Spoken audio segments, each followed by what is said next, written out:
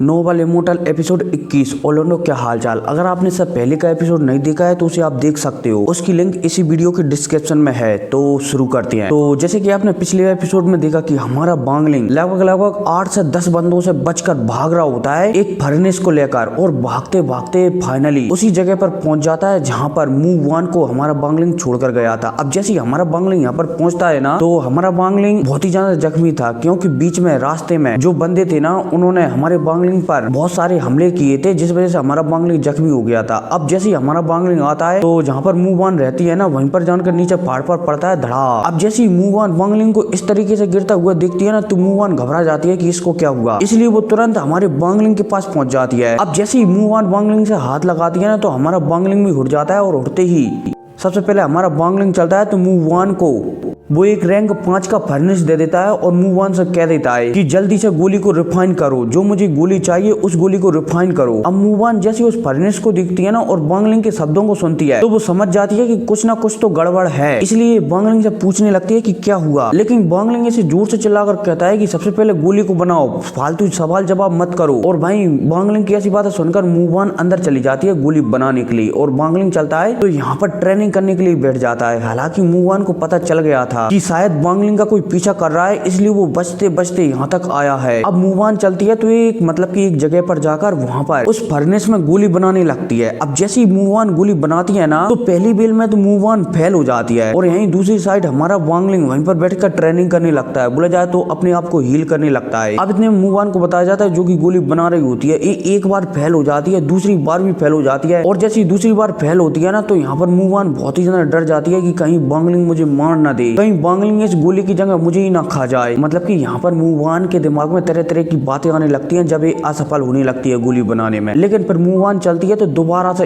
एक बार वो ट्राई करने लगती है, और इधर दूसरी साइड हमारा बांगलिंग भी ट्रेनिंग करने लगता है। अब सीन शिफ्ट होता है और हमें बांगलिंग से बहुत 100 मीटर दूरी का सीन बताया जाता है, जहाँ पर कुछ बंदे इकट्ठे हो जाते हैं और वो बांगलिंग को देख रहे होते हैं। अब जैसे ये बंदे आगे बढ़ने वाले होते हैं ना, तभी एक बहुत बड़ा ड्रैगन अंदर से बाहर निकल कर आता है, बोले जाते इनके ऊपर हमला कर देता है। अब जैसे ये ड्रैगन के ऊपर हमला करता है ना, तो ये महसूस करते हैं कि ये ड्रैगन पूरी तरह से इन पर हमला नहीं कर पा रहा है। इतने में एक बंदा था इनमें बहुत ही ज्यादा चालाक, वो समझ जाता है कि यहाँ पर कोई ड्रैगन फॉर्मेशन चढ़ा हुआ है, इसलिए अब ये सारे के सारे बंदे चलते हैं तो यहाँ पर इस फॉर्मेशन को तोड़ने लगते हैं। एक प्रकार से माना जाए तो इस ड्रैगन से लड़ाई करने लगते हैं, आमने सामने की लगे तिरी। और यहीं दूसरी साइड मूव वन वो गोली रिफाइन कर रही होती है, और हमारा बांगलिंग कल्टीवेशन में लगा हुआ होता है। अब ऐसे ही ऐसे चलता रहता है और समय बीतता जाता है, और फाइनली मूव वन चलती है तो इस गोली को रिफाइन कर लेती है। अब जैसे ही मूव वन बाहर आती है ना, तो जो बाहर हमारा बांगलिंग कल्टीवेशन करने के लिए बैठा था वो तुरंत खड़ा हो जाता है, और मूव वन से कहने लगता है कि गोली कहाँ पर है। और यहीं मूव वन बांगलिंग की बात सुनकर तुरंत वो डिस्ट्रैक्शन पिल, बोला जाए तो गोली हमारे बांगलिंग को दे देती है, और बांगलिंग इस गोली को लेते ही खा जाता है, और यहीं पर मतलब कि थोड़ा अंदर जाकर ट्रेनिंग करने के लिए दोबारा से लग जाता है। अब इतने में मूव वन चलती है तो इस फॉर्मेशन को देखने लगती है। वो दिखती है कि ये ड्रैगन फॉर्मेशन लगातार टूटता ही जा रहा है, और तो और एक समय बाद इन पर क्रैक आ जाते हैं, और फॉर्मेशन बोला जाए तो ड्रैगन फॉर्मेशन पूरी तरह से टूट जाता है। लेकिन जो हमारा बांगलिंग था ना, वो बहुत ही ज्यादा चालाक था, उसने इस ड्रैगन फॉर्मेशन के अंदर भी बहुत सारे छोटे मोटे फॉर्मेशन लगाकर रखे थे, इसलिए अभी बंदे चलते हैं तो इन फॉर्मेशनों को भी तोड़ने लगते हैं, और पलक झपकती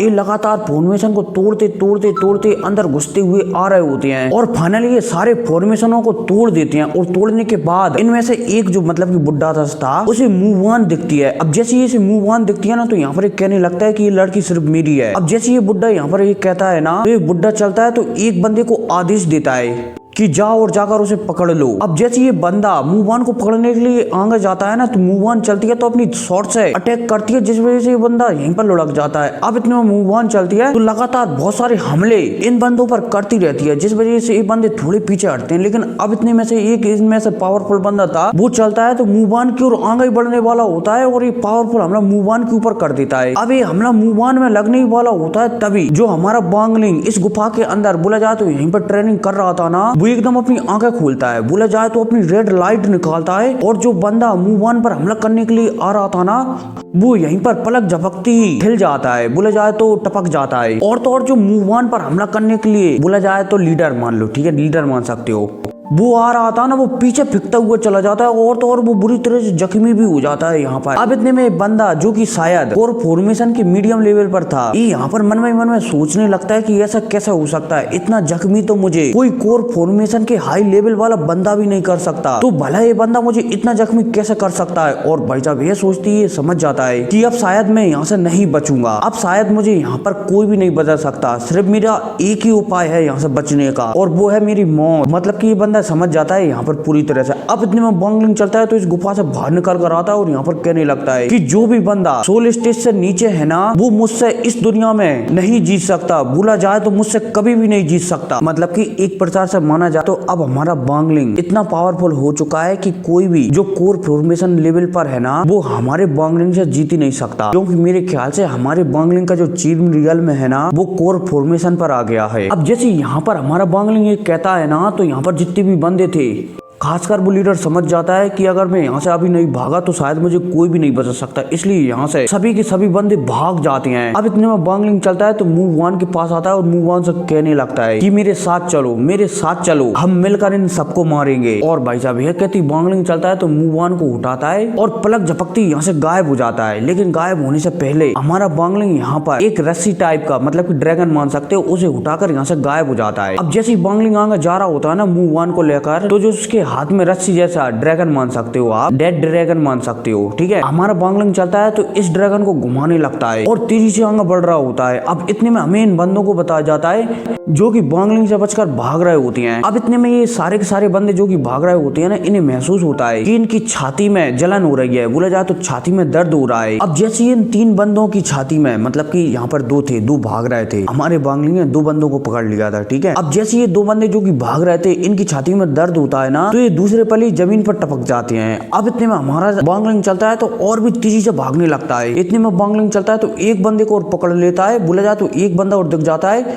तो बॉन्गलिंग इसी भी टपका डालता है। अब इसके बाद बॉन्गलिंग दोबारा से भागता है मूव ऑन को लेकर और 1 घंटे के अंदर अंदर 9 बंदों को टपका डालता है। अब सिर्फ एक ही बंदा बचा हुआ होता है जो कि हेड होता है इन सब का, और ये कोर फॉर्मेशन के मीडियम लेवल पर होता है, ठीक है। और ये बंदा था ना, ये अपनी पूरी ताकत लगाकर बॉन्गलिंग से बचकर भाग रहा होता है और ये मन में सोच रहा होता है कि जल्दी से मैं मेरे सेक्ट के करीब पहुंच जाऊं तो शायद मैं बच सकता हूं वहां पर पहुंचकर। और फाइनली ऐसा ही होता है, ये बंदा चलता है तो जो उसका सेक्ट था ना, उसकी एक शाखा के पास पहुंच जाता है। अब जैसे ही ये बंदा यहाँ पर पहुंचता है ना, बोला जाए तो बुड्ढा यहाँ पर पहुंचता है ना, तो इससे सामने 2 बंदे दिखाई देते हैं। अब जैसे ये बुड्ढा इन दोनों बंदों से मिलता है ना, तो ये दोनों बंदों को तुरंत आदेश दे देता है कि अगर तुमने मेरे इस पीछे वाले बंदे को रोक लिया तो मैं तुम्हें 10,000 स्पिरिचुअल कॉइन दूंगा, जो कि बहुत ही ज्यादा हाई लेवल के होंगे। और भाई साहब यह आदेश देकर इन दोनों बंदों को यहाँ से तेजी से भाग जाता है ये बंदा। अब इतने में ये दोनों बंदे चलते हैं तो यहाँ पर हमारे बॉन्गलिंग का इंतजार करने लगते हैं और पलक झपकती यहाँ पर बॉन्गलिंग प्रकट होता है। और भाई साहब जैसे हमारा यहाँ पर बॉन्गलिंग प्रकट होता है ना, तो ये दोनों बंदे तुरंत डर जाते हैं हमारे बॉन्गलिंग से और तुरंत उसे ग्रीट करने लगते हैं और कहने लगते हैं कि आपका दुश्मन उस दिशा में भाग गया है। और भाई साहब बॉन्गलिंग इन दोनों बंदों को नजर अंदाज कर मूव वन को लेकर तेजी से उसी बंदे के पीछे लग जाता है। और फिर क्या, इसी लगने के साथ साथ एपिसोड खत्म हो जाता है। और हाँ, बैटल थ्रू द हेवंस का नोवेल सुनने के लिए मेरे सेकंड चैनल पर जा सकते हैं, उसकी लिंक डिस्क्रिप्शन में है।